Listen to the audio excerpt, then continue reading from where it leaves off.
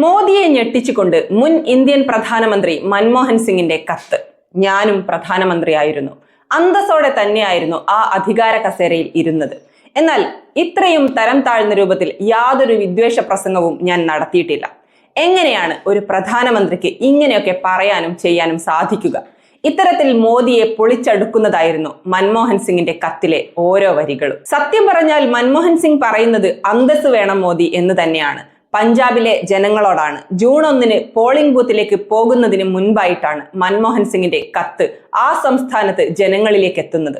ഇതോടെ ഒരു കാര്യം കർഷക ജനതയ്ക്ക് മനസ്സിലായി.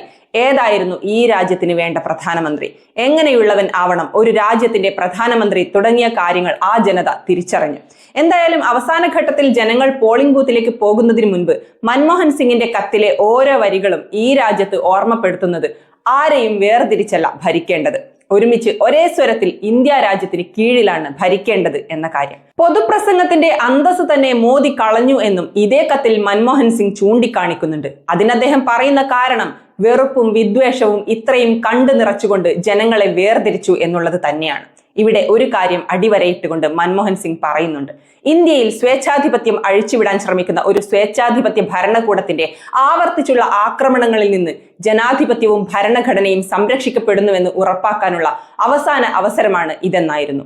അതായത് ഇനിയും ഇങ്ങനെ കൈകെട്ടി നോക്കിക്കൊണ്ടിരുന്നാൽ രാജ്യം ഏതെങ്കിലും സ്വേച്ഛാധിപന്മാർ കൊണ്ടുപോകും. അവിടെ സ്വാതന്ത്ര്യം നശിക്കും, ഭരണഘടന ഇല്ലാതെയാകും, മതത്തിന്റെ പേരിലും വർഗീയതകൾ കുത്തിനിറക്കപ്പെടും. അങ്ങനെ സ്വസ്ഥതയും സമാധാനവും നഷ്ടപ്പെടും എന്ന് തന്നെയാണ് അദ്ദേഹത്തിന്റെ വരികളിലൂടെ നമുക്ക് മനസ്സിലാക്കാൻ സാധിക്കുന്നത്.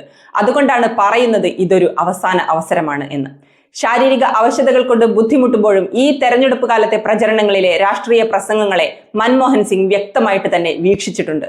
അതിന്റെ കൂടി അടിസ്ഥാനത്തിലാണ് അദ്ദേഹം പറഞ്ഞത് ഏറ്റവും നികൃഷ്ടമായ രൂപത്തിലാണ് മോദി പ്രസംഗങ്ങൾ ഓരോന്നും നടത്തിയത്. തന്റെ ചില ആശയങ്ങളെ പോലും മോദി വളച്ചൊടിച്ചു എന്നും അദ്ദേഹം ഇവിടെ സൂചിപ്പിക്കുന്നുമുണ്ട്.